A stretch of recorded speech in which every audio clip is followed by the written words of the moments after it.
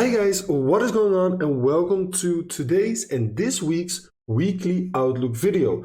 In today's weekly Outlook video, we are going to discuss our weekly plans for Bitcoin, Ethereum, and also we are going to discuss GBP against the dollar and a potential trade setup that is actually currently live, potentially being developed on the price for GBP. So definitely make sure to keep watching, but first let's discuss Bitcoin, because we can see that after that huge pump last week, I told you guys expect a choppy range. Now, funny enough, obviously Bitcoin did indeed go into a very choppy range over here. We have a range high, we have a range low, and now currently it is up to us to trade this range until it breaks. In order to trade the range until it breaks, you always want to switch on your quarterly levels as well. And in this case, we can see how beautiful this range is being respected. Just look at the respect of the quarterly levels over here. Look at the respect of the quarterly levels over here, and also over here.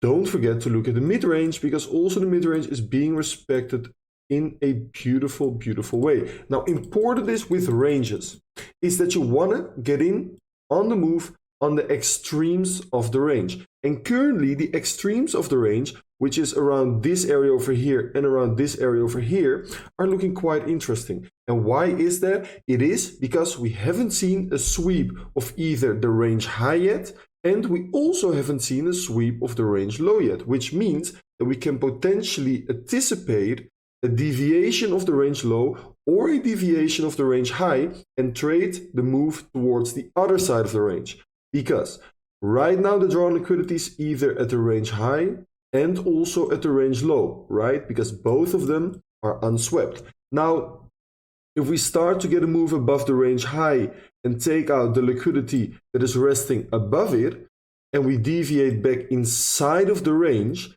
that means that the next drawn liquidity, and based on trading the range until it breaks, should be a move towards the range low area over here, because in that case the liquidity at the range low area is unswept.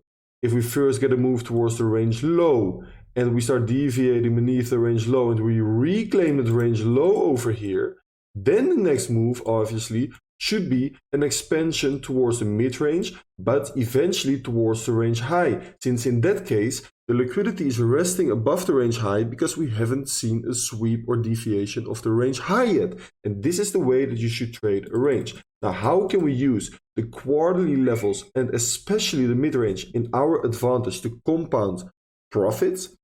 Let's say we deviate above the range high and we fall back inside of the range, preferably with a bearish sweep and a bearish shifted structure. This is your short trigger. Invalidation above this high. Take profit targets. Could be the first quarterly level, but I would say the mid-range and the range low. Now, if you manage to get below this quarterly level, that means you can add to your position. If we continue to the downside, maybe something like this, and we once again reclaim that quarterly level, we have a new invalidation. We can tighten our stop to our new invalidation and we can add a new short position. Same with the mid-range. Get below the mid-range, another opportunity to potentially add to your already existing short from this level over here. And that way you can open multiple positions along the way down or along the way up if you're looking for a potential long after deviation of the range low. And that way you will compound profits in a way that is unimaginable. Now, the other possible scenario is that we are going to get a breakdown and expand higher. It's fine, because we are not going to blindly short above the range high over here because the trend is still up. You can potentially blindly long a sweep of the range low. You have to look for a clear invalidation, which is quite hard since we have a very impulsive move over here, but the trend is up. So as long as the trend is up, you can keep looking for potential longs, but you don't want to blindly short against the high time frame trend, which is strongly to the upside. So we are only interested in short if we get back above, get back below with a clear shift, clear invalidation, and a clear drawn liquidity. If this drawn liquidity is taken out and then we move to the range high, then I would be very careful looking for shorts over here, because then we can potentially anticipate a breakout higher. Now, higher time frame, guys, if you guys want to know my plan, you have to look at last week's Wednesday video or the week before on Wednesday, I made a high time frame update on Bitcoin, and the plan is being followed to a T so far. So if you want to know my high time frame and mid time frame plan on Bitcoin, where I'm planning to sell, where I'm planning to rebuy Bitcoin, make sure to check out that video. Now let's continue with the next one, which is Ethereum, in which we are currently positioned in a beautiful long position on Ethereum. If you have been watching my streams, if you have been watching my YouTube videos last week, and especially if you are a part of our VIP program over here, you can see that we are in an Ethereum long trade, okay? Sniper entry over here, and you can see the exact call that I made on Ethereum a little higher, which is over here. You can see we were anticipating a retest of that range high area over here, 2 entries, and as you can see, the first entry got beautifully hit over here. It is currently very nice profits, and our first take profit target is the range high, because once again we are trading the range until it breaks. And also over here you can see the Ethereum range is maybe even a little bit more developed compared to that low time frame Bitcoin range that we were just talking about, right?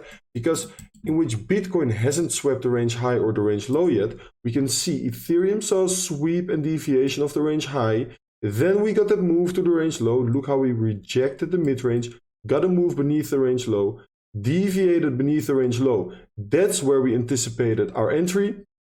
Look how we rejected around the mid-range, reclaimed the range low, retested the mid-range, found support at the quarterly level of the range, and now are back above the mid-range. Look how beautiful you can trade this range. Now we know after deviation of the range low, if you hold above the mid-range, you should technically get another test of the range high. So that's currently my first take profit target for this Ethereum swing long position. Now, eventually I'm targeting higher levels, guys, because looking at the Elliott waves, if I'm quickly going to remove some of the drawings that we have over here for the Ethereum price to get a little bit more of a clean chart, we can see that higher time frame wise, we have our first wave, second wave, third wave. Currently, we have potentially finished up the fourth wave before potentially getting that fifth wave, okay? I'm not saying that if low time frame, if we break out above this range high over here, that we are going to expand higher. We can easily reject around the range high and keep ranging over here, maybe test the range low, deviate below, and keep ranging in a very choppy way. That's definitely possible, okay? If we fall back beneath the mid-range over here, we should also get another test of the range low, but we can potentially break out above the range high and expand higher, because we have already seen a deviation of the range high. That liquidity already got taken once, followed by a clear sweep and deviation of the range low. That liquidity got taken. So if you then get another test of the range high, there is a possibility that you are going to break out and send higher. And according to our Elliott wave count, that is also possible, because potentially we have finished up the fourth wave before getting that fifth and final impulse to the upside.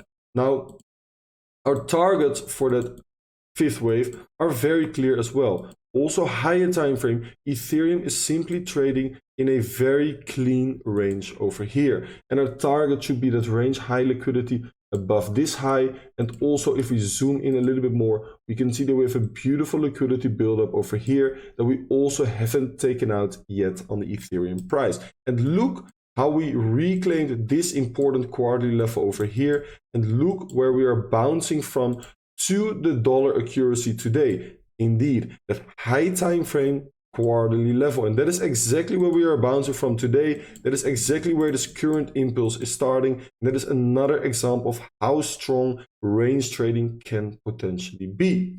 Now let's continue with GBP, which currently I was looking for a potential short. You can also see that over here in our trading session. I was saying M15 structure looks good, right? We got this bearish SMT, we got a shifted structure, but I was saying I'm not doing limit shorts. I'm now waiting for M5 confirmation inside my short POI. Actually, might this be a good lesson for you guys? Because this looks very clean, right? But something a lot of people are forgetting is that we did take out an important drawn liquidity over here, and that we did tap into this breaker block over here, right? So potentially the price could have reversed higher. So people that didn't wait for M5 confirmation over here, and for example blindly shorted the retest of the premium and discount level with their stop above this obvious high, targeting a new low, those people now got officially stopped out. And that is why I was drawing out this kind of confirmation. M15 timeframe confirmation alone isn't enough. After this M15 timeframe, especially if you get a bullish sweep like this into this strong breaker block over here, you want price to retrace into the premium to give you an M5 confirmation, in which, for example, you see this M5 bearish sweep followed by another bearish shift instruction on the M5 time frame, the 5-minute time frame. That's where you get your short trigger, either with a market entry over here, but preferably shorted on a small pullback, for example, into this price action level over here. This is your invalidation, and then you target the liquidity over here and over here. Now, very simple. Before the video, I was saying, like I said, waiting for that M5 confirmation. I thought maybe inside of this video I could explain to you guys that what I was exactly looking for, but unfortunately the price pumped higher, so this idea is invalidated.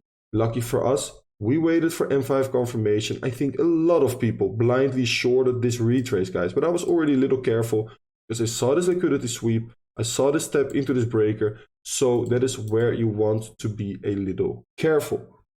Now, definitely very happy that I waited for M5 confirmation. Unfortunately, this setup didn't play out, so we also didn't make any profits, but sometimes it's more and more important to not lose any money. So currently, what could potentially be developing though is a potential bullish structure over here. So if we remove this for a second, what I'm now looking at is that we see a bullish sweep of all of this liquidity, right? Beneath this low, this low, this low, and this low. We have a lot of trapped shorts, right? A lot of people break down shorting over here. A lot of people shorting over here with either their stops over here or over here or over here if they're targeting lower levels. Now, those shorts are currently underwater. If we manage to get a confirmed shift in structure over here, confirmed shift in structure means candle opens and candle closes above that high that brought us to that new low, we can then once again wait for price to pull back into the discount, to pull back beneath the midnight open, because you always want to look for longs below the midnight open and shorts above it. Wait for price to pull back. Once again, don't set limits blindly, guys. Wait for M5 confirmation with a bullish sweep, with a bullish shift. That's where you get your long trigger, and that's where you target the draw on liquidity above this high and also above this high over here. That's currently my plan for GBP. It's not our job as traders to predict what's going to happen. It's our job to form a bias and react accordingly. Now, let price action develop. Don't predict that we are going to go higher blindly. No. Wait for price action to give you the right confirmations according to your system. And currently my system is telling me that I first want to see an M15 shift in structure, followed by an M5 confirmation and shift in structure over here before I'm going to blindly long it to our drawn liquidity over here and to our drawn liquidity over here. Okay, if you guys do have any questions after watching these updates on Bitcoin, on Ethereum, and also on GBP against the dollar, let me know in the comments down below. I hope you guys once again enjoyed this weekly Outlook video. And I will see you guys in the Discord. The link can be found in the description as well. Thank you guys for watching, and we'll speak very, very soon. Ciao, ciao.